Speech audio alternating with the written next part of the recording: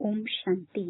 ಇಂದಿನ ಪರಮಾತ್ಮನ ಮಹಾವಾಕ್ಯ ಮುರುಳಿ ದಿನಾಂಕ 22/4/2025.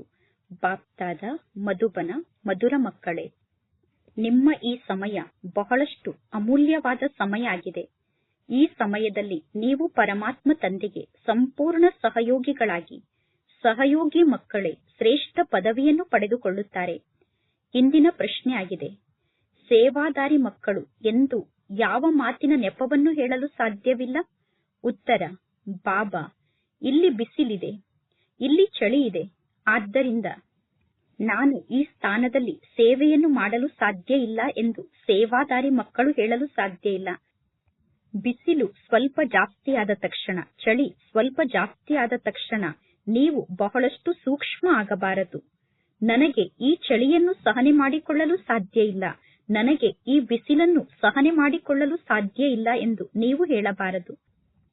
ಈ ದುಃಖಧಾಮದಲ್ಲಿ ದುಃಖ, ಸುಖ, ಬಿಸಿಲು, ಚಳಿ, ಸ್ತುತಿ, ನಿಂದೆ ಎಲ್ಲವನ್ನೂ ಸಹನೆ ಮಾಡಿಕೊಳ್ಳಬೇಕು ಎಂದು ಯಾವ ಕಾರಣಕ್ಕೂ ನೆಪವನ್ನು ಹೇಳಬಾರದು. ಇಂದಿನ ಗೀತೆಯಾಗಿದೆ, ಧೈರ್ಯ ತಾಳು ಮಾನವ. ಓಂ ಶಾಂತಿ. ಮಕ್ಕಳಿಗೆ ಗೊತ್ತಿದೆ, ಸುಖ ಎಂದು ಯಾವುದಕ್ಕೆ ಕರೆಯಲಾಗುತ್ತದೆ ಮತ್ತು ದುಃಖ ಎಂದು ಯಾವುದಕ್ಕೆ ಕರೆಯಲಾಗುತ್ತದೆ ಎಂದು.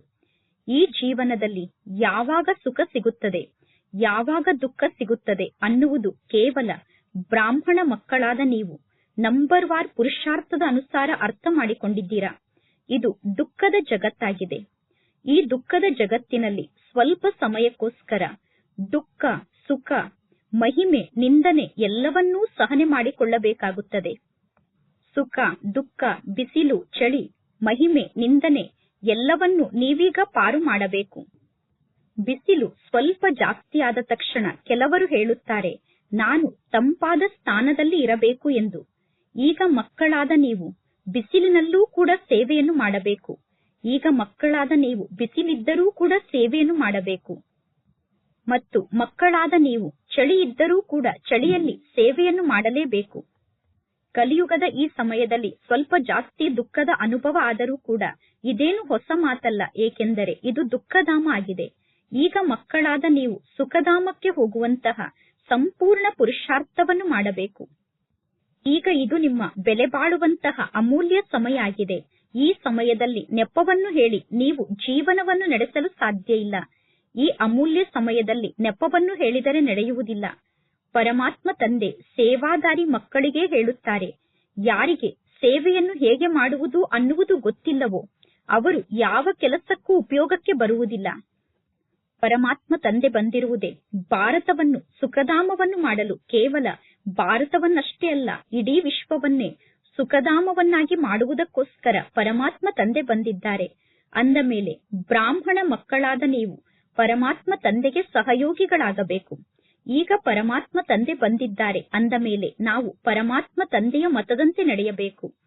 ಭಾರತ ಮೊದಲು ಸ್ವರ್ಗ ಆಗಿತ್ತು, ಈಗ ಅದೇ ಭಾರತ ದೇಶ ನರಕ ಆಗಿದೆ. ಅಂದ ಮೇಲೆ ಈ ಭಾರತ ದೇಶವನ್ನು ಪುನಃ ಸ್ವರ್ಗವನ್ನಾಗಿ ಮಾಡಬೇಕು. ಭಾರತ ಸ್ವರ್ಗ ಆಗಿತ್ತು, ಈಗ ಪುನಃ ಸ್ವರ್ಗ ಆಗುತ್ತದೆ ಅನ್ನುವುದು ಈಗ ನಿಮಗೆ ಗೊತ್ತಾಗಿದೆ. ಸತ್ಯಯುಗದಲ್ಲಿ ಪವಿತ್ರ ರಾಜರ ರಾಜ್ಯ ಇತ್ತು. ಸತ್ಯಯುಗದಲ್ಲಿ ಎಲ್ಲರೂ ಬಹಳಷ್ಟು ಸುಖಿಗಳಾಗಿದ್ದರು. ಪುನಃ ಎಲ್ಲರೂ ಅಪವಿತ್ರ ರಾಜರಾಗುತ್ತಾರೆ. ಈಶ್ವರನ ಹೆಸರಿನಲ್ಲಿ ದಾನ ಪುಣ್ಯವನ್ನು ಮಾಡುವುದರಿಂದ ಅವರಿಗೆ ಶಕ್ತಿ ಪ್ರಾಪ್ತಿಯಾಗುತ್ತದೆ. ಈಗ ವರ್ತಮಾನ ಸಮಯದಲ್ಲಿ ಪ್ರಜೆಗಳ ಮೇಲೆ ಪ್ರಜೆಗಳ ರಾಜ್ಯ ನಡೆಯುತ್ತಿದೆ. ಈಗ ಇದು ಪ್ರಜೆಗಳ ರಾಜ್ಯ ಆಗಿದೆ. ಆದರೆ ಜಗತ್ತಿನಲ್ಲಿ ಇರುವಂತವರು ಭಾರತದ ಸೇವೆಯನ್ನು ಮಾಡಲು ಸಾಧ್ಯ ಇಲ್ಲ. ಭಾರತದ ಸೇವೆ ಅಥವಾ ವಿಶ್ವದ ಸೇವೆಯನ್ನು ಮಾಡುವುದಕ್ಕೋಸ್ಕರ ಒಬ್ಬ ಬೇಹದ್ದಿನ ತಂದೆ ಬರುತ್ತಾರೆ. ಕೇವಲ ಒಬ್ಬ ಬೇಹದ್ದಿನ ತಂದೆ ಮಾತ್ರ ಭಾರತದ ಸೇವೆಯನ್ನು ಮಾಡುತ್ತಾರೆ ಮತ್ತು ಇಡೀ ಜಗತ್ತಿನ ಸೇವೆಯನ್ನು ಮಾಡುತ್ತಾರೆ. ಈಗ ಪರಮಾತ್ಮ ತಂದೆ ಮಕ್ಕಳಿಗೆ ತಿಳಿಸುತ್ತಾರೆ, ಮಧುರ ಮಕ್ಕಳೇ, ಈಗ ತಂದೆಯಾದ ನನ್ನ ಜೊತೆಗೆ ನೀವೂ ಕೂಡ ಸಹಯೋಗಿಗಳಾಗಿ ಪರಮಾತ್ಮ ತಂದೆ ಯಾವ ಸೇವೆಯನ್ನು ಮಾಡುತ್ತಿದ್ದಾರೋ ಆ ಸೇವೆಯಲ್ಲಿ ಮಕ್ಕಳಾದ ನೀವೂ ಕೂಡ ಸಹಯೋಗಿಗಳಾಗಿ. ಪರಮಾತ್ಮ ತಂದೆ ಮಕ್ಕಳಿಗೆ ಎಷ್ಟೊಂದು ಪ್ರೀತಿಯಿಂದ ತಿಳಿಸುತ್ತಾರೆ. ಆತ್ಮ ಅಭಿಮಾನಿ ಮಕ್ಕಳೇ ತಂದೆ ಹೇಳುವಂತಹ ಮಾತನ್ನು ಅರ್ಥ ಮಾಡಿಕೊಳ್ಳುತ್ತಾರೆ. ದೇಹಾಭಿಮಾನಕ್ಕೆ ವಶ ಆದಂತವರು ಪರಮಾತ್ಮ ತಂದೆಗೆ ಹೇಗೆ ಸಹಯೋಗವನ್ನು ನೀಡಲು ಸಾಧ್ಯ?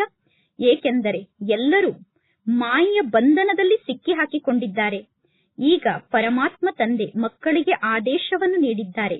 ಎಲ್ಲರನ್ನೂ ಮಾಯೆಯ ಬಂಧನದಿಂದ ನೀವು ಮುಕ್ತ ಮಾಡಿ, ಎಲ್ಲರನ್ನೂ ಗುರುಗಳ ಬಂಧನದಿಂದ ಮುಕ್ತ ಮಾಡಿ. ಅಂದರೆ ಎಲ್ಲರನ್ನೂ ಮಾಯೆಯ ಬಂಧನದ ಸರಪಳಿಯಿಂದ ಮುಕ್ತ ಮಾಡಿ ಮತ್ತು ಗುರುಗಳ ಬಂಧನದ ಸರಪಳಿಯಿಂದ ಮುಕ್ತ ಮಾಡಿ. ಎಲ್ಲರನ್ನೂ ಬಂಧನದಿಂದ ಮುಕ್ತ ಮಾಡುವುದೇ ನಿಮ್ಮ ಕರ್ತವ್ಯ ಆಗಿದೆ. ಪರಮಾತ್ಮ ತಂದೆ ತಿಳಿಸುತ್ತಾರೆ, ಯಾರು ನನ್ನ ಒಳ್ಳೆಯ ಸಹಯೋಗಿ ಮಕ್ಕಳಾಗುತ್ತಾರೋ ಅವರೇ ಶ್ರೇಷ್ಠ ಪದವಿಯನ್ನು ಪಡೆದುಕೊಳ್ಳುತ್ತಾರೆ. ಪರಮಾತ್ಮ ತಂದೆ ಸ್ವಯಂ ಸಮ್ಮುಖದಲ್ಲಿ ತಿಳಿಸುತ್ತಾರೆ, ನಾನು ಯಾರಾಗಿದ್ದೇನೆ, ನಾನು ಹೇಗಿದ್ದೇನೆ ಅನ್ನುವುದನ್ನು ಯಾರೂ ತಿಳಿದುಕೊಂಡಿಲ್ಲ. ಏಕೆಂದರೆ ಪರಮಾತ್ಮ ತಂದೆ ಸಾಧಾರಣ ರೂಪದಲ್ಲಿ ಇರುವ ಕಾರಣ ಯಾರಿಗೂ ಪರಮಾತ್ಮ ತಂದೆಯ ಬಗ್ಗೆ ಸಂಪೂರ್ಣವಾಗಿ ಗೊತ್ತಿಲ್ಲ. ಪರಮಾತ್ಮ ತಂದೆ ನಮ್ಮನ್ನು ವಿಶ್ವಕ್ಕೆ ಮಾಲೀಕರನ್ನಾಗಿ ಮಾಡುತ್ತಿದ್ದಾರೆ ಅನ್ನುವುದು ಯಾರಿಗೂ ಗೊತ್ತಿಲ್ಲ. ಈ ಲಕ್ಷ್ಮೀನಾರಾಯಣರು ವಿಶ್ವಕ್ಕೆ ಮಾಲೀಕರಾಗಿದ್ದರು ಅನ್ನುವುದು ಯಾರಿಗೂ ಗೊತ್ತಿಲ್ಲ. ಈಗ ನಿಮಗೆ ಗೊತ್ತಿದೆ, ಈ ಲಕ್ಷ್ಮೀನಾರಾಯಣರು ಹೇಗೆ ರಾಜ್ಯವನ್ನು ಪಡೆದುಕೊಂಡರು, ಪುನಃ ಇವರು ಹೇಗೆ ರಾಜ್ಯವನ್ನು ಕಳೆದುಕೊಂಡರು ಅನ್ನುವುದು ಈಗ ನಿಮಗೆ ಗೊತ್ತಿದೆ. ಮನುಷ್ಯರು ಸಂಪೂರ್ಣ ಕಲ್ಲು ಬುದ್ಧಿಯವರಾಗಿದ್ದಾರೆ. ಈಗ ಪರಮಾತ್ಮ ತಂದೆ ಬಂದಿರುವುದೇ ನಮ್ಮೆಲ್ಲರ ಬುದ್ಧಿಯ ಬೀಗವನ್ನು ತೆರೆಯುವುದಕ್ಕೋಸ್ಕರ. ಕಲ್ಲು ಬುದ್ಧಿಯವರಾಗಿರುವ ನಮ್ಮನ್ನು ಪಾರಸ ಬುದ್ಧಿಯವರನ್ನಾಗಿ ಮಾಡುವುದಕ್ಕೋಸ್ಕರ ಪರಮಾತ್ಮ ತಂದೆ ಬಂದಿದ್ದಾರೆ.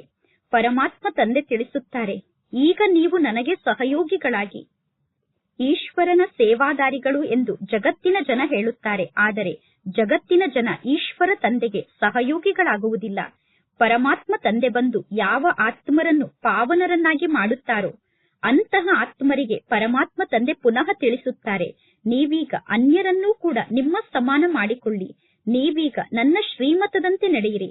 ಪರಮಾತ್ಮ ತಂದೆ ಬಂದಿರುವುದೇ ನಮ್ಮನ್ನು ಪಾವನ ಸ್ವರ್ಗದ ನಿವಾಸಿಗಳನ್ನಾಗಿ ಮಾಡುವುದಕ್ಕೋಸ್ಕರ. ಅಂದರೆ ನಮ್ಮನ್ನು ಪಾವನ ಆತ್ಮರನ್ನಾಗಿ ಮಾಡಿ ಸ್ವರ್ಗದ ನಿವಾಸಿಯನ್ನಾಗಿ ಮಾಡಲು ಪರಮಾತ್ಮ ತಂದೆ ಬಂದಿದ್ದಾರೆ. ಬ್ರಾಹ್ಮಣ ಮಕ್ಕಳಾದ ನಿಮಗೆ ಗೊತ್ತಿದೆ, ಇದು ಮೃತ್ಯು ಲೋಕ ಆಗಿದೆ. ಕುಳಿತು ಕುಳಿತಂತೆ ಇದ್ದಕ್ಕಿದ್ದಂತೆ ಅಚಾನಕ್ಕಾಗಿ ಮೃತ್ಯು ಬರುತ್ತದೆ. ಆ ಮೃತ್ಯು ಬರುವುದಕ್ಕಿಂತ ಮೊದಲೇ ನಾವೇಕೆ ಪರಿಶ್ರಮವನ್ನು ಪಟ್ಟು ಪರಮಾತ್ಮ ತಂದೆಯ ಮೂಲಕ ಸಂಪೂರ್ಣ ಆಸ್ತಿಯನ್ನು ಪಡೆದುಕೊಂಡು ನಮ್ಮ ಭವಿಷ್ಯದ ಜೀವನವನ್ನು ರೂಪಿಸಿಕೊಳ್ಳಬಾರದು? ಎಲ್ಲಾ ಮನುಷ್ಯರು ಯಾವಾಗ ವಾನಪ್ರಸ್ಥ ಸ್ಥಿತಿಯನ್ನು ತಲುಪುತ್ತಾರೋ ಆಗ ಆ ಮನುಷ್ಯರು ತಿಳಿದುಕೊಳ್ಳುತ್ತಾರೆ, ಈಗ ನಾವು ಭಕ್ತಿಯನ್ನು ಮಾಡುವುದರಲ್ಲಿ ತೊಡಗಬೇಕು ಎಂದು. ಎಲ್ಲಿಯವರೆಗೂ ವಾನಪ್ರಸ್ಥ ಸ್ಥಿತಿಯನ್ನು ತಲುಪುವುದಿಲ್ಲವೋ ಅಲ್ಲಿಯವರೆಗೂ ಮನುಷ್ಯರು ಬಹಳಷ್ಟು ಧನ ಸಂಪತ್ತನ್ನು ಸಂಪಾದನೆ ಮಾಡುತ್ತಿರುತ್ತಾರೆ. ಈಗ ನೀವೆಲ್ಲರೂ ಕೂಡ ವಾನಪ್ರಸ್ಥ ಸ್ಥಿತಿಯಲ್ಲೇ ಇದ್ದೀರಾ. ಈಗ ಇದು ನಿಮ್ಮೆಲ್ಲರ ವಾನಪ್ರಸ್ಥ ಸ್ಥಿತಿಯಾಗಿದೆ. ಅಂದ ಮೇಲೆ ನಾವೇಕೆ ಪರಮಾತ್ಮ ತಂದೆಗೆ ಸಹಯೋಗಿಗಳಾಗಬಾರದು? ನಾವೀಗ ನಮ್ಮ ಮನಸ್ಸನ್ನು ಕೇಳಿಕೊಳ್ಳಬೇಕು, ನಾವು ಪರಮಾತ್ಮ ತಂದೆಗೆ ಸಹಯೋಗಿಗಳಾಗುತ್ತೇವೆ. ಸೇವಾದಾರಿ ಮಕ್ಕಳ ಹೆಸರೇ ಬಹಳಷ್ಟು ಪ್ರಸಿದ್ಧ ಆಗುತ್ತದೆ. ಸೇವಾದಾರಿ ಮಕ್ಕಳು ಬಹಳಷ್ಟು ಪ್ರಸಿದ್ಧ ಆಗುತ್ತಾರೆ.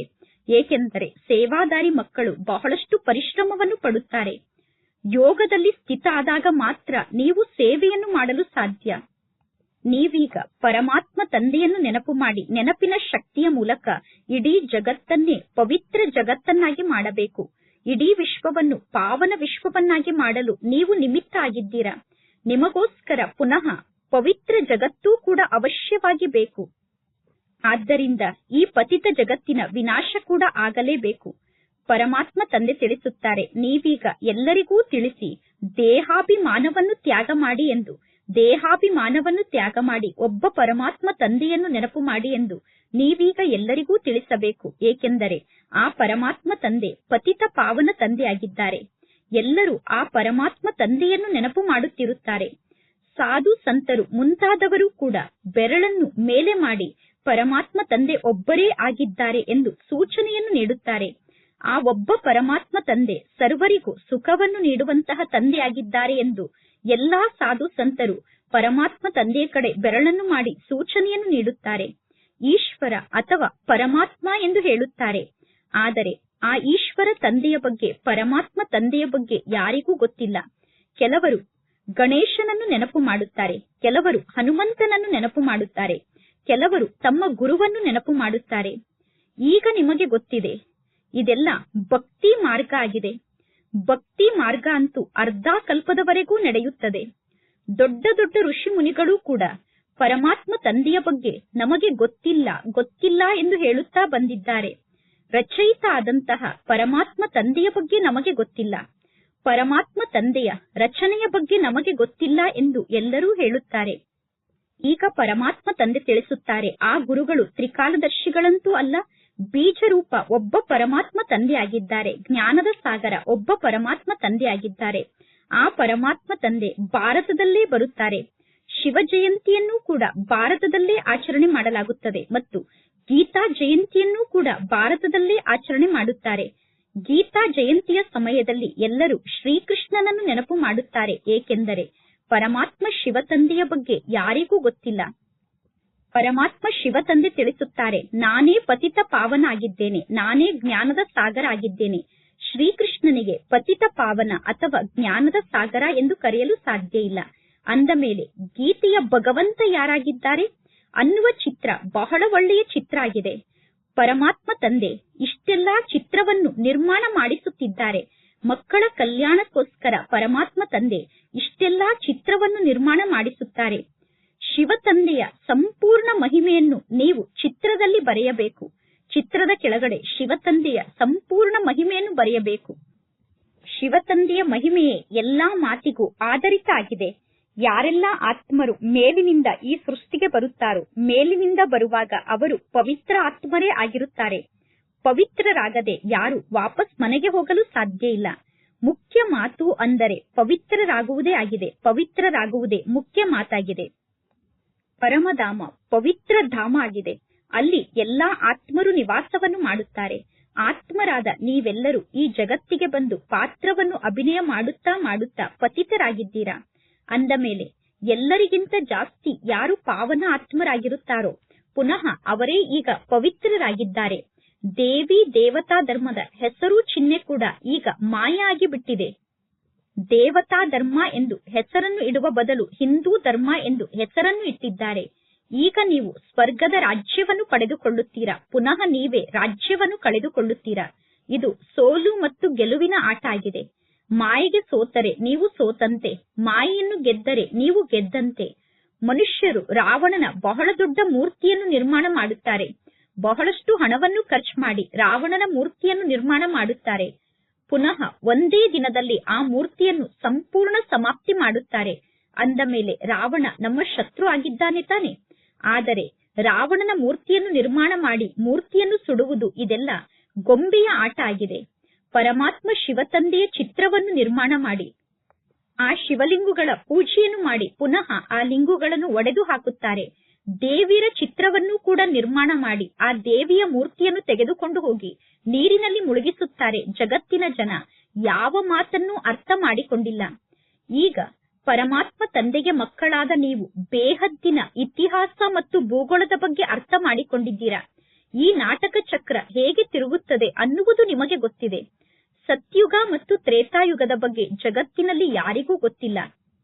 ನಿಂದನೆಗೆ ಯೋಗ್ಯ ಆಗುವಂತಹ ದೇವತೆಗಳ ಚಿತ್ರವನ್ನು ನಿರ್ಮಾಣ ಮಾಡಿದ್ದಾರೆ. ಅಂದರೆ ದೇವತೆಗಳ ಕೊಳಕು ಚಿತ್ರವನ್ನು ನಿರ್ಮಾಣ ಮಾಡಿ ಆ ಚಿತ್ರವನ್ನು ನಿಂದನೆಗೆ ಯೋಗ್ಯ ಆಗುವಂತೆ ಮಾಡಿದ್ದಾರೆ. ಪರಮಾತ್ಮ ತಂದೆ ತಿಳಿಸುತ್ತಾರೆ, ಮಧುರ ಮಕ್ಕಳೇ, ವಿಶ್ವದ ಮಾಲೀಕರಾಗುವುದಕ್ಕೋಸ್ಕರ ಪರಮಾತ್ಮ ತಂದೆ ಎಷ್ಟೆಲ್ಲಾ ಪತ್ತೆಯ ಬಗ್ಗೆ ತಿಳಿಸಿದ್ದಾರೋ ಆ ಪತ್ತೆಯನ್ನು ಮಾಡಿ ಪರಮಾತ್ಮ ತಂದೆಯ ನೆನಪಿನಲ್ಲಿ ಸ್ಥಿತಾಗಿ ಭೋಜನವನ್ನು ತಯಾರು ಮಾಡಿ, ಯೋಗದಲ್ಲಿ ಸ್ಥಿತಾಗಿ ಭೋಜನವನ್ನು ಸ್ವೀಕಾರ ಮಾಡಿ. ಪರಮಾತ್ಮ ತಂದೆ ಸ್ವಯಂ ಹೇಳುತ್ತಾರೆ, ತಂದೆಯಾದ ನನ್ನೊಬ್ಬನನ್ನೇ ನೀವು ನೆನಪು ಮಾಡಿ. ನನ್ನನ್ನು ನೆನಪು ಮಾಡಿದರೆ ಪುನಃ ನೀವು ವಿಶ್ವಕ್ಕೆ ಮಾಲೀಕರಾಗುತ್ತೀರಾ. ಈಗ ಪುನಃ ಪರಮಾತ್ಮ ತಂದೆ ಬಂದಿದ್ದಾರೆ. ಈಗ ಪುನಃ ಸಂಪೂರ್ಣ ವಿಶ್ವಕ್ಕೆ ಮಾಲೀಕರಾಗಬೇಕು. ವಿಶ್ವಕ್ಕೆ ಮಾಲೀಕರಾಗುವುದಕ್ಕೋಸ್ಕರ ಮಾತ್ಪಿತಾರನ್ನು ಸಂಪೂರ್ಣ ಅನುಕರಣೆ ಮಾಡಿ. ಕೇವಲ ತಂದೆ ಒಬ್ಬರೇ ಎಲ್ಲಾ ಕಾರ್ಯವನ್ನು ಮಾಡಲು ಸಾಧ್ಯ ಇಲ್ಲ.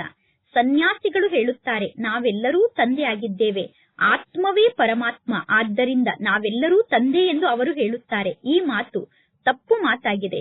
ಪರಮಾತ್ಮ ತಂದೆ ತಿಳಿಸುತ್ತಾರೆ, ಇಲ್ಲಿ ಮಾತ್ಪಿತಾ ಇಬ್ಬರೂ ಕೂಡ ಪುರುಷಾರ್ಥವನ್ನು ಮಾಡುತ್ತಿದ್ದಾರೆ. ಅಂದರೆ ಮಮ್ಮ ಬಾಬಾ ಇಬ್ಬರೂ ಕೂಡ ಪುರುಷಾರ್ಥವನ್ನು ಮಾಡುತ್ತಿದ್ದಾರೆ. ಅಂದ ಮೇಲೆ ಮಾತ್ಪಿತಾರನ್ನು ನಾವೀಗ ಅನುಕರಣೆ ಮಾಡಬೇಕು.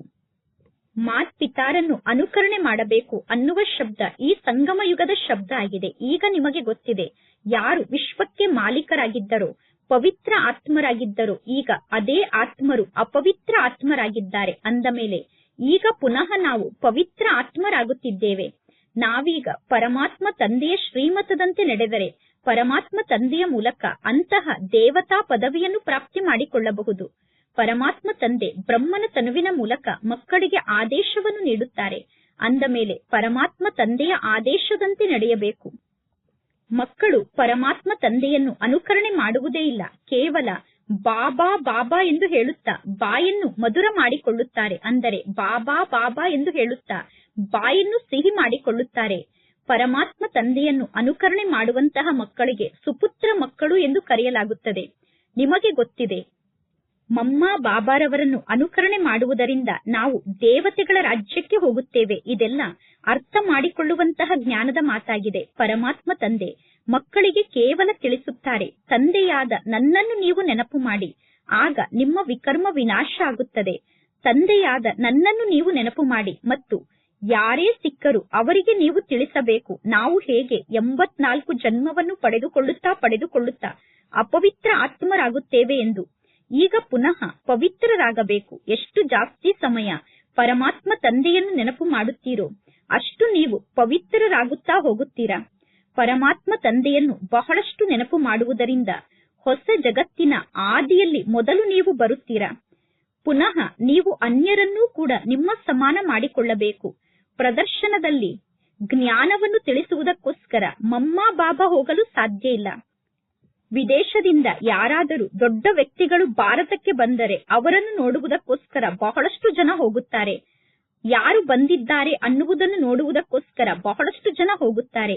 ಇಲ್ಲಿ ನೋಡಿ, ಎಷ್ಟು ದೊಡ್ಡ ತಂದೆ ಪರಮಾತ್ಮ ತಂದೆ ಆಗಿದ್ದಾರೆ. ಆದರೆ ಪರಮಾತ್ಮ ತಂದೆ ಎಷ್ಟು ಗುಪ್ತ ರೂಪದಲ್ಲಿ ಇದ್ದಾರೆ.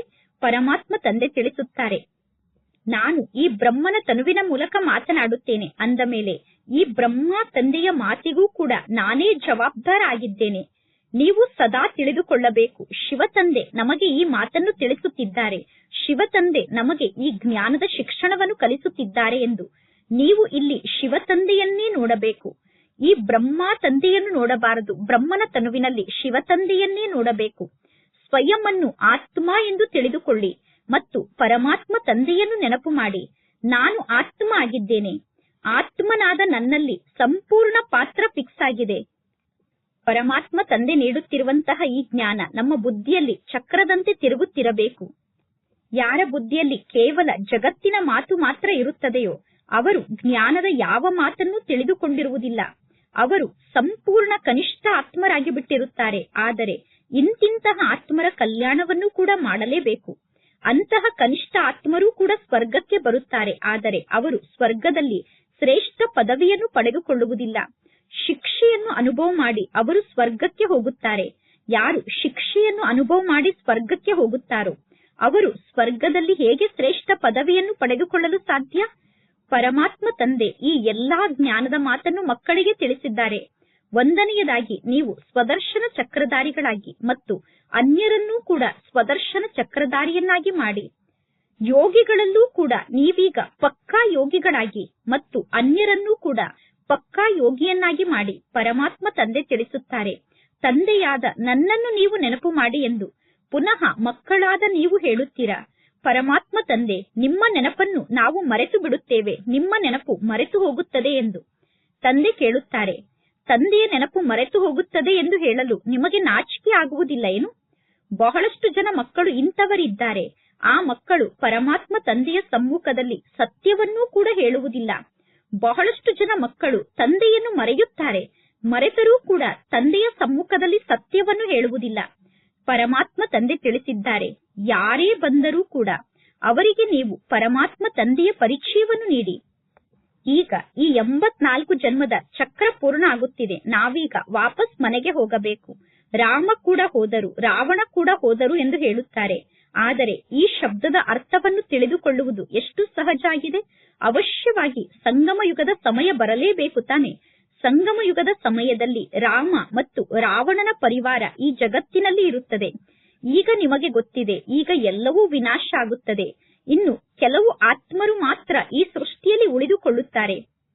ನಿಮಗೆ ಹೇಗೆ ಈಗ ರಾಜ್ಯ ಸಿಗುತ್ತದೆ ಅನ್ನುವುದೂ ಕೂಡ ಮುಂದೆ ಹೋದಂತೆ ನಿಮ್ಮೆಲ್ಲರಿಗೂ ಅರ್ಥ ಆಗುತ್ತಾ ಹೋಗುತ್ತದೆ.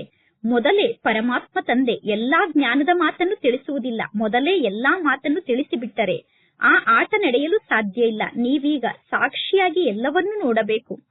ಸಾಕ್ಷಾತ್ಕಾರ ಕೂಡ ಆಗುತ್ತದೆ. ಈ 84 ಜನ್ಮದ ಚಕ್ರದ ಬಗ್ಗೆ ಜಗತ್ತಿನಲ್ಲಿ ಯಾರಿಗೂ ಗೊತ್ತಿಲ್ಲ. ಈಗ ಮಕ್ಕಳಾದ ನಿಮ್ಮ ಬುದ್ಧಿಯಲ್ಲಿ ಈ ಜ್ಞಾನ ಇದೆ. ನಾನೀಗ ವಾಪಸ್ ಮನೆಗೆ ಹೋಗುತ್ತೇನೆ ಎಂದು, ನಾನೀಗ ವಾಪಸ್ ಮನೆಗೆ ಹೋಗುತ್ತೇನೆ ಅನ್ನುವ ಜ್ಞಾನ ಮಕ್ಕಳ ಬುದ್ಧಿಯಲ್ಲಿ ಇದೆ. ಈ ರಾವಣ ರಾಜ್ಯದಿಂದ ಈಗ ನಮಗೆ ಮುಕ್ತಿ ಸಿಗುತ್ತಿದೆ. ಪುನಃ ನಾವು ನಮ್ಮ ರಾಜ್ಯದಲ್ಲಿ ಬರುತ್ತೇವೆ. ಇನ್ನು ಕೆಲವು ದಿನ ಮಾತ್ರ ಇದೆ. ಈ ನಾಟಕ ಚಕ್ರ ತಿರುಗುತ್ತಾ ಇರುತ್ತದೆ. ಅನೇಕ ಬಾರಿ ನಾವು ಈ ನಾಟಕ ಚಕ್ರದಲ್ಲಿ ಪಾತ್ರವನ್ನು ಅಭಿನಯ ಮಾಡಿದ್ದೇವೆ. ಈಗ ಪರಮಾತ್ಮ ತಂದೆ ತಿಳಿಸುತ್ತಾರೆ, ಯಾವ ಕರ್ಮ ಬಂಧನದಲ್ಲಿ ನೀವು ಸಿಕ್ಕಿ ಹಾಕಿಕೊಂಡಿದ್ದೀರೋ ಆ ಕರ್ಮ ಬಂಧನವನ್ನು ಮರೆತು ಬಿಡಿ. ಗೃಹಸ್ಥ ವ್ಯವಹಾರದಲ್ಲಿ ಇದ್ದರೂ ಕೂಡ ಎಲ್ಲವನ್ನೂ ಮರೆಯುತ್ತಾ ಹೋಗಿ. ಈಗ ಈ ನಾಟಕ ಪೂರ್ಣ ಆಗುತ್ತದೆ. ನಾವೀಗ ವಾಪಸ್ ನಮ್ಮ ಮನೆಗೆ ಹೋಗಬೇಕು. ಈ ಮಹಾಭಾರತ ಯುದ್ಧದ ನಂತರ ಅವಶ್ಯವಾಗಿ ಸ್ವರ್ಗದ ಗೇಟ್ ತೆರೆಯುತ್ತದೆ. ಆದ್ದರಿಂದ ಪರಮಾತ್ಮ ತಂದೆ ತಿಳಿಸಿದ್ದಾರೆ, ಗೇಟ್ ವೇ ಟು ಹೆವನ್, ಅಂದರೆ ಸ್ವರ್ಗಕ್ಕೆ ಹೋಗುವಂತಹ ಗೇಟ್ ಅನ್ನುವ ಹೆಸರು ಎಷ್ಟು ಚೆನ್ನಾಗಿದೆ. ಕೆಲವರು ಹೇಳುತ್ತಾರೆ, ಈ ಯುದ್ಧ ಅಂತೂ ಸದಾ ನಡೆಯುತ್ತಾ ಇದೆ, ಸದಾ ಯುದ್ಧ ನಡೆಯುತ್ತಿರುತ್ತದೆ ಎಂದು. ನೀವು ಅವರಿಗೆ ಹೇಳಬೇಕು, ಬಾಂಬ್ಸ್ಗಳ ಮೂಲಕ ಎಂದಾದರೂ ಯುದ್ಧ ನಡೆದಿತ್ತೇನು? ಬಾಂಬ್ಸ್ಗಳ ಮೂಲಕ ಯಾವ ಯುದ್ಧ ನಡೆಯುತ್ತದೆಯೋ ಅದು ಅಂತಿಮ ಯುದ್ಧ ಆಗಿದೆ. 5000 ವರ್ಷದ ಮೊದಲು ಕೂಡ ಈ ರೀತಿ ಯುದ್ಧ ನಡೆದಿತ್ತು. 5000 ವರ್ಷದ ಮೊದಲು ಯುದ್ಧ ನಡೆಯುವಾಗಲೂ ಕೂಡ ಈ ರೀತಿ ಜ್ಞಾನ ಯಜ್ಞವನ್ನು ರಚನೆ ಮಾಡಲಾಗಿತ್ತು. ಈಗ ಈ ಹಳೆಯ ಜಗತ್ತಿನ ವಿನಾಶ ಆಗಲೇಬೇಕು. ಹೊಸ ಜಗತ್ತು ಈಗ ಸ್ಥಾಪನೆ ಆಗುತ್ತಾ ಇದೆ. ಈ ಆತ್ಮಿಕ ಶಿಕ್ಷಣವನ್ನು ನೀವೀಗ ಕಲಿಯುತ್ತಿದ್ದೀರಾ. ರಾಜ್ಯವನ್ನು ಪಡೆದುಕೊಳ್ಳುವುದಕ್ಕೋಸ್ಕರ ನೀವು ಈ ಆತ್ಮಿಕ ಶಿಕ್ಷಣವನ್ನು ಕಲಿಯುತ್ತಿದ್ದೀರಾ. ನಿಮ್ಮ ಉದ್ಯೋಗ ಆತ್ಮಿಕ ಉದ್ಯೋಗ ಆಗಿದೆ. ಶಾರೀರಿಕ ಉದ್ಯೋಗ ಕೆಲಸಕ್ಕೆ ಬರುವುದಿಲ್ಲ, ಶಸ್ತ್ರಗಳು ಕೂಡ ಕೆಲಸಕ್ಕೆ ಬರುವುದಿಲ್ಲ. ಅಂದ ಮೇಲೆ ನಾವೇಕೆ ಈ ಆತ್ಮಿಕ ಉದ್ಯೋಗದಲ್ಲಿ ತೊಡಗಬಾರದು? ಪರಮಾತ್ಮ ತಂದೆ ನಮ್ಮನ್ನು ವಿಶ್ವಕ್ಕೆ ಮಾಲೀಕರನ್ನಾಗಿ ಮಾಡುತ್ತಾರೆ. ಅಂದ ಮೇಲೆ ನೀವೀಗ ವಿಚಾರವನ್ನು ಮಾಡಬೇಕು, ನಾವು ಯಾವ ಶಿಕ್ಷಣದಲ್ಲಿ ತೊಡಗಬೇಕು, ಅಂದರೆ ನಾನೀಗ ಯಾವ ಶಿಕ್ಷಣವನ್ನು ಕಲಿಯಬೇಕು ಎಂದು ನೀವು ವಿಚಾರವನ್ನು ಮಾಡಬೇಕು. ಜಗತ್ತಿನ ಜನ ಕೆಲವೊಂದು ಡಿಗ್ರಿಯನ್ನು ಪಡೆದುಕೊಳ್ಳುವುದಕ್ಕೋಸ್ಕರ ಶಿಕ್ಷಣವನ್ನು ಕಲಿಯುತ್ತಾರೆ. ಇಲ್ಲಿ ನೀವು ರಾಜ್ಯವನ್ನು ಪಡೆದುಕೊಳ್ಳುವುದಕ್ಕೋಸ್ಕರ ಶಿಕ್ಷಣವನ್ನು ಕಲಿಯುತ್ತೀರಾ. ಅಲ್ಲಿ ಶಿಕ್ಷಣವನ್ನು ಕಲಿಯುವುದಕ್ಕೂ ಇಲ್ಲಿ ಶಿಕ್ಷಣವನ್ನು ಕಲಿಯುವುದಕ್ಕೂ ಹಗಲು ರಾತ್ರಿಯಷ್ಟು ಅಂತರ ಇದೆ. ಆ ಲೌಕಿಕ ಶಿಕ್ಷಣವನ್ನು ಕಲಿತ ನಂತರ ಒಂದು ಮುಷ್ಟಿಯಷ್ಟು ಕಡಲೆ ಸಿಗುತ್ತದೆಯೋ ಅಥವಾ ಸಿಗುವುದಿಲ್ಲವೋ ಅನ್ನುವುದೂ ಕೂಡ ಶಿಕ್ಷಣವನ್ನು ಕಲಿಯುವಂತಹ ವಿದ್ಯಾರ್ಥಿಗಳು ತಿಳಿದುಕೊಂಡಿರುವುದಿಲ್ಲ. ಅಂದರೆ ಅಲ್ಲಿ ಒಂದು ಮುಷ್ಟಿಯಷ್ಟು ಕಡಲೆ ಕೂಡ ಸಿಗುತ್ತದೆ ಅನ್ನುವ ಗ್ಯಾರಂಟಿ ಇಲ್ಲ. ಕೆಲವರು ಶಿಕ್ಷಣವನ್ನು ಕಲಿತು ಮುಗಿದ ತಕ್ಷಣ ಶರೀರವನ್ನು ತ್ಯಾಗ ಮಾಡಿಬಿಡುತ್ತಾರೆ. ಅಂದ ಮೇಲೆ ಅವರ ಪಾಲಿಗೆ ಏನು ಸಿಗುತ್ತದೆ? ಅವರ ಪಾಲಿಗೆ ಕೇವಲ ಕಡಲೆ ಮಾತ್ರ ಸಿಗುತ್ತದೆ. ಈ ಶಿಕ್ಷಣ ನಿಮ್ಮ ಜೊತೆಗೇ ಬರುತ್ತದೆ. ಸಾವು ತಲೆಯ ಮೇಲೆ ನಿಂತಿದೆ. ಸಾವು ಬರುವುದಕ್ಕಿಂತ ಮೊದಲೇ ನಾವು ನಮ್ಮ ಸಂಪೂರ್ಣ ಸಂಪಾದನೆಯನ್ನು ಮಾಡಿಕೊಳ್ಳಬೇಕು.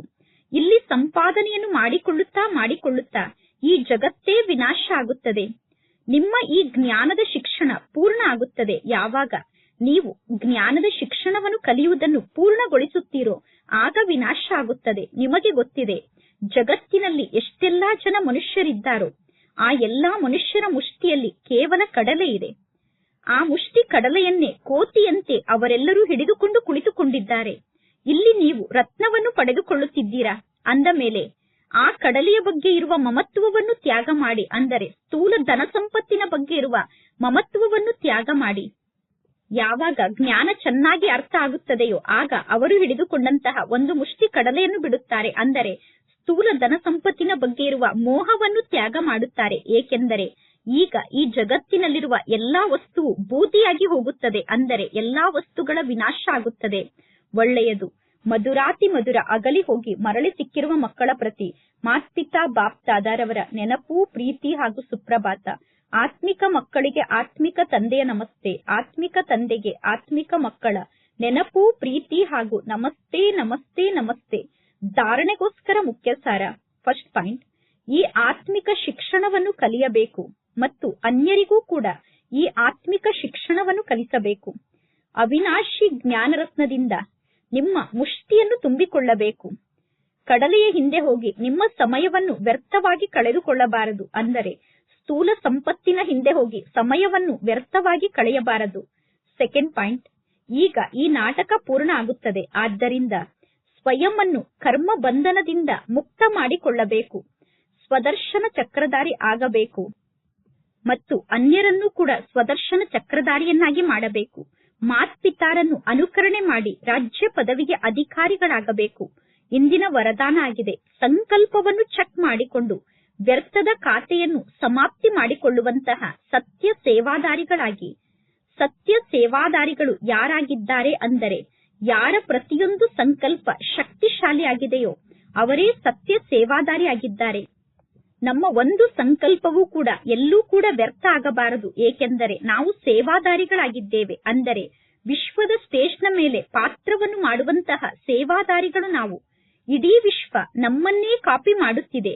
ಒಂದು ವೇಳೆ ನಾವು ಒಂದು ವ್ಯರ್ಥ ಸಂಕಲ್ಪವನ್ನು ಮಾಡಿದರೂ ಕೂಡ ಕೇವಲ ಆ ವ್ಯರ್ಥ ಸಂಕಲ್ಪ ಸ್ವಯಂಗೋಸ್ಕರ ನಾವು ಮಾಡಲಿಲ್ಲ. ಆದರೆ ಅನೇಕರು ವ್ಯರ್ಥ ಸಂಕಲ್ಪವನ್ನು ಮಾಡಲು ನಾವು ನಿಮಿತ್ತ ಆಗಿಬಿಡುತ್ತೇವೆ. ಈ ವಿಶ್ವದ ಸ್ಟೇಜ್ನ ಮೇಲೆ ನಿಂತಹ ವಿಶ್ವ ಸೇವಾದಾರಿಗಳಾದ ನಾವು ಒಂದು ವ್ಯರ್ಥ ಸಂಕಲ್ಪವನ್ನು ಮಾಡಿದರೆ ಅದರ ಮೂಲಕ ನಮಗಷ್ಟೇ ನಷ್ಟ ಆಗುವುದಿಲ್ಲ. ಆದರೆ ಅನೇಕ ಆತ್ಮರಿಗೆ ನಮ್ಮ ವೈಬ್ರೇಷನ್ ಹೋಗಿ ತಲುಪುವ ಕಾರಣ ಅನೇಕ ಆತ್ಮರು ವ್ಯರ್ಥ ಸಂಕಲ್ಪವನ್ನು ಮಾಡಲು ನಾವು ನಿಮಿತ್ತ ಆಗುತ್ತೇವೆ. ಆದ್ದರಿಂದ ಈಗ ವ್ಯರ್ಥದ ಖಾತೆಯನ್ನು ಸಮಾಪ್ತಿ ಮಾಡಿಕೊಂಡು ಶ್ರೇಷ್ಠ ಸೇವಾದಾರಿಗಳಾಗಿ. ಇಂದಿನ ಸ್ಲೋಗನ್ ಆಗಿದೆ, ಸೇವೆಯ ವಾಯುಮಂಡಲದ ಜೊತೆಗೆ ಬೇಹದ್ದಿನ ವೈರಾಗ್ಯ ವೃತ್ತಿಯ ವಾಯುಮಂಡಲವನ್ನು ರೂಪಿಸಿ. ಇಂದಿನ ಅವ್ಯಕ್ತ ಸೂಚನೆ ಆಗಿದೆ, ಕಂಬೈನ್ ರೂಪದ ಸ್ಮೃತಿಯ ಮೂಲಕ ಸದಾ ವಿಜಯಿಗಳಾಗಿ. ಸಂಗಮ ಯುಗ ಅಂದರೆ ಕಂಬೈನ್ಡ್ ಆಗಿ ಇರುವಂತಹ ಯುಗ ಆಗಿದೆ. ಈ ಸಂಗಮ ಯುಗದಲ್ಲಿ ಪರಮಾತ್ಮ ತಂದೆಯನ್ನು ಬಿಟ್ಟು ನಾವು ಒಂಟಿಯಾಗಿ ಇರಲು ಸಾಧ್ಯ ಇಲ್ಲ. ನೀವು ಸದಾ ಪರಮಾತ್ಮ ತಂದೆಗೆ ಜೊತೆಗಾರರಾಗಿದ್ದೀರಾ. ಸದಾ ತಂದೆಯ ಜೊತೆಗೆ ಇರಬೇಕು. ಅಂದರೆ ಸದಾ ಸಂತುಷ್ಟರಾಗಿ ಇರಬೇಕು. ಪರಮಾತ್ಮ ತಂದೆ ಮತ್ತು ಆತ್ಮನಾದ ನಾನು ಇಬ್ಬರೂ ಸದಾ ಕಂಬೈನ್ಡ್ ಆಗಿದ್ದೇವೆ ಅಂದ ಮೇಲೆ ಕಂಬೈನ್ಡ್ ಸ್ಥಿತಿಯಲ್ಲಿ ಬಹಳಷ್ಟು ಶಕ್ತಿ ಇದೆ. ಕಂಬೈನ್ಡ್ ರೂಪದಲ್ಲಿ ಎಷ್ಟು ದೊಡ್ಡ ಶಕ್ತಿ ಇದೆ ಅಂದರೆ, ಕಂಬೈನ್ಡ್ ರೂಪದಲ್ಲಿ ಸ್ಥಿತ ಆದಾಗ ಒಂದು ಕಾರ್ಯದ ಬದಲು ಒಂದೇ ಸಮಯದಲ್ಲಿ 1000 ಕಾರ್ಯವನ್ನು ಮಾಡಬಹುದು. ಏಕೆಂದರೆ 1000 ಭುಜವುಳ್ಳಂತಹ ಪರಮಾತ್ಮ ತಂದೆ ನಿಮ್ಮ ಜೊತೆಗಾರ ಆಗಿರುತ್ತಾರೆ. ಕಂಬೈನ್ಡ್ ರೂಪದಲ್ಲಿ ಇರುವಾಗ 1000 ಭುಜವುಳ್ಳಂತಹ ಪರಮಾತ್ಮ ತಂದೆ ಜೊತೆಗಾರ ಆಗಿರುವ ಕಾರಣ ನಾವು ಅನೇಕ ಕಾರ್ಯವನ್ನು ಒಟ್ಟಿಗೆ ಮಾಡಬಹುದು. ಒಳ್ಳೆಯದು. ಓಂ ಶಾಂತಿ.